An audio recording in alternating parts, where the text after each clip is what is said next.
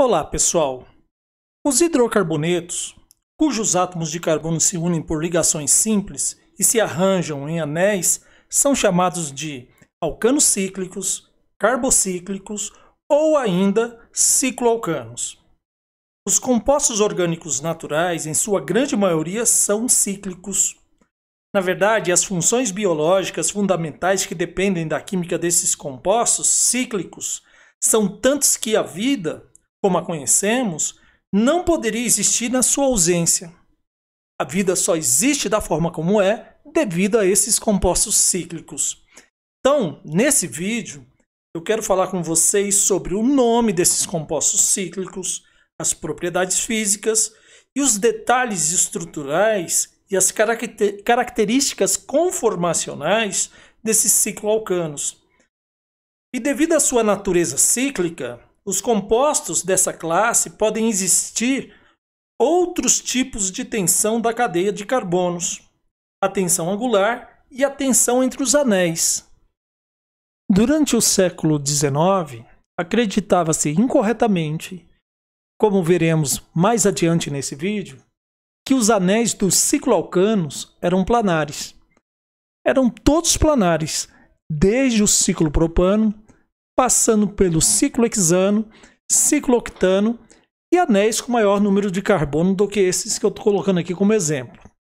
E o principal defensor dessa ideia era esse alemão aí, Adolf von Baeyer. Ele observou o seguinte, que os compostos que continham anéis que não se baseavam no ciclopentano e no ciclohexano raramente eram encontrados na natureza. E eram ainda muito difíceis de sintetizar. Baeyer ligou essas observações à estabilidade do cicloalcano, na qual, segundo ele, estava relacionada a proximidade entre os ângulos dos anéis planares e o valor do carbono tetraedro. O que ele fez, basicamente, foi o seguinte. Esse ângulo aqui de 60 graus está muito distante dos 109,5 graus, que é aproximadamente o carbono tetraédrico. Então tem uma diferença aí de 49,5 aproximadamente. Então esse aqui é o mais tensionado, é o menos estável. Foi isso que ele imaginou. Aí, segundo essa ideia dele, o ciclo butano seria mais estável do que o ciclo propano. Por quê? Porque esse aqui está a aproximadamente 19,5 graus. Já esse aqui, entre essa série que eu coloquei aqui, seria o mais estável de todos. Por quê? Era o que está mais próximo de 109,5. E assim por diante, né? Por exemplo, o ciclohexano, segundo Baeyer, seria menos estável, mais tensionado do que o ciclopentano. E aí, para mostrar, como que a gente fez para mostrar, como é que a gente pode mostrar hoje que von Baeyer estava enganado? Fazendo o seguinte, eu vou mostrar uma tabela aqui para que vocês possam observar, tá? Então é o seguinte, se a gente quer saber o quanto que uma substância é tensionada ou não tensionada, é simples, coloca fogo nela. Se liberar muito calor, né? Dada a substância liberar muito calor, é porque ela é muito tensionada. Se liberar pouco calor, é porque ela é menos tensionada. Basicamente é isso, em grosso modo falando é isso. Então tá aqui, ó, o ciclopropano. Qual é a fórmula do ciclopropano? É CH2 aqui em cima, CH2 aqui e CH2 aqui. E o ciclobutano, como que é? CH2 aqui, CH2 aqui, CH2 e CH2. Então aqui, ó, eu tenho um número de grupos CH2. No ciclopropano tem 3 grupos CH2. No ciclobutano, 3 grupos CH2. No ciclopentano tem 5 grupos CH2 e assim por diante. Então, se eu pegar todo o calor liberado aqui e dividir pelo número de grupos CH2 que tem nesse ciclo, eu vou saber qual é o calor de combustão por grupo CH2. E foi isso que foi feito. Quando fizeram isso, olha só o calor por grupo CH2 no ciclopropano. 166 kcal por mol. Já no ciclo butano, veja só, ele já é mais estável, porque cada grupo CH2 libera 162,6 kcal por mol. E nisso, von Baeyer tinha razão. Ó. Isso aqui é mais distante de 109, era de se esperar que liberasse maior quantidade de calor por grupo CH2. E ele estava correto. Aqui também ele está correto, porque o 162 é menor que 166, como ele previu. Muito bem, chegando aqui no ciclo pentano, o ciclo pentano liberou 157,3 quilocaloria por mol por grupo CH2. E foi isso que ele esperava também, ó, menor quantidade de calor do que de quatro grupos CH2. Mas quando chegou no ciclo hexano, era esperado que esse número fosse maior do que no ciclo pentano. E o que foi observado? Um número menor. E mais ainda, os de 7 carbono é um pouco mais tensionado do que o de 6 carbonos. Os ciclos de 7 mais tensionado do que o de 6. E o ciclo de 8 mais tensionado do que o ciclo de 7. E o ciclo de 9 mais tensionado do que o ciclo de 8.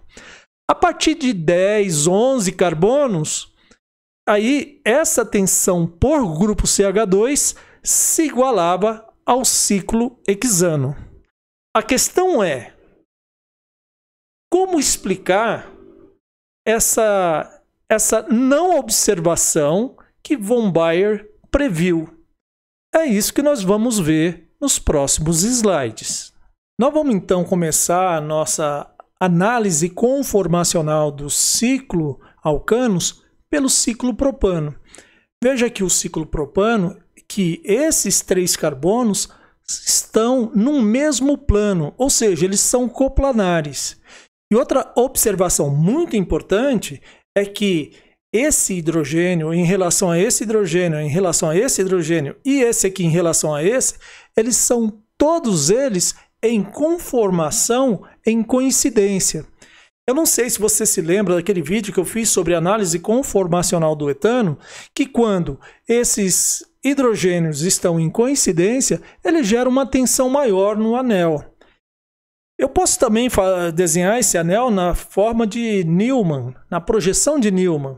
Se eu colocar os olhos bem nesse carbono aqui, o que vai acontecer? Olhando ao longo dessa ligação simples aqui, ó, entre carbono e carbono, o que vai acontecer? Esse carbono é esse aqui, e o carbono lá do fundo é representado por esse círculo.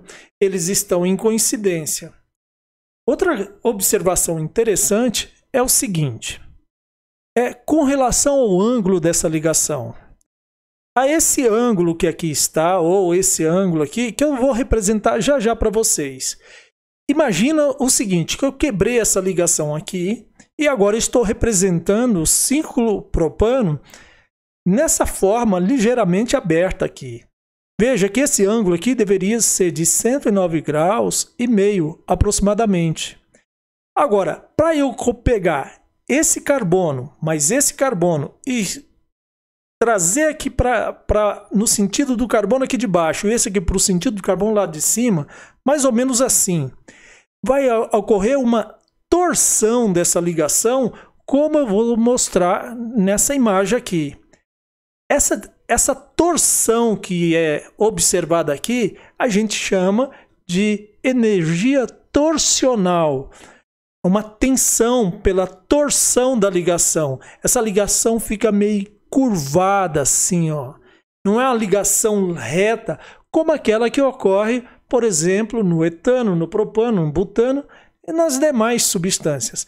A única substância da família dos alcanos, né, e dos cicloalcanos que apresenta essa torção na ligação é no caso do ciclo propano. Então, essa torção nessa ligação gera uma tensão muito grande, além da tensão gerada pelo ângulo que aqui está sendo mostrado de aproximadamente 104 graus. Uma outra figura que melhor pode representar isso é essa daqui. essa aqui, ó, é uma tensão angular, e essa aqui, ó, que é essa curva, é uma tensão torsional. Então, o ciclo propano, a gente sempre tem que lembrar que existem duas formas de tensão nessa estrutura do ciclo propano. É a tensão angular e a tensão torsional. O próximo ciclo alcano a ser avaliado é o ciclo butano, que é um ciclano bastante simples. Agora, a grande novidade aqui é que o ciclo butano ele não é planar. Mas aí você me perguntaria, mas você está me mostrando aqui, professor, um ângulo de 88 graus. Se ele fosse planar, o ângulo ali seria 90 graus. Qual a vantagem, então, dele ser não planar? A grande vantagem é que o fato de ter esses dois carbonos fora do mesmo plano desses outros dois carbonos, ou seja, não estar planar, é o seguinte, é que esses hidrogênios não estarão em forma de coincidência. Eles estarão ligeiramente na forma vicinal ou forma Gauss.